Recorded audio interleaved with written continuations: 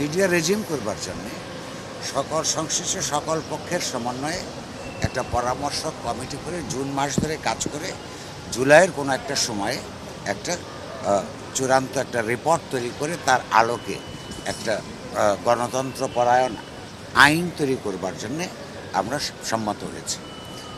আর অন্যান্য যে সমস্ত নানান ত্রুটি বিচ্যুতি প্র্যাকটিসের মধ্যে আছে সেগুলো থেকে কীভাবে বেরিয়ে আসা যায় এবং সেইখানে সরকার যতক্ষণ পর্যন্ত গণতান্ত্রিক আচরণ করবেন ততক্ষণ পর্যন্ত সম্পাদকগণ তাদের সঙ্গে এনগেজ থাকবে, এটা আমরা কথা দিয়েছি।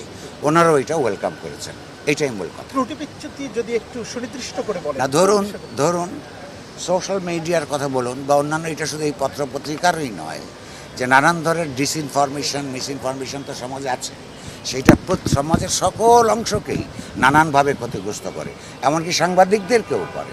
সেগুলো থেকে বেরিয়ে এসে পুরো মিডিয়া জগতের একটা গ্রহণযোগ্যতা, বিশ্বাসযোগ্যতা, নির্ভরতা এর উপর জনগণের তথ্যের দিক থেকে তৈরি করবার জন্যে যে সমস্ত নানান বাধা বিপত্তি আছে সেগুলোকে দূর করবার জন্যে সম্মিলিতভাবে কাজ করবার একটা কনসেনসাস আমাদের হয়েছে।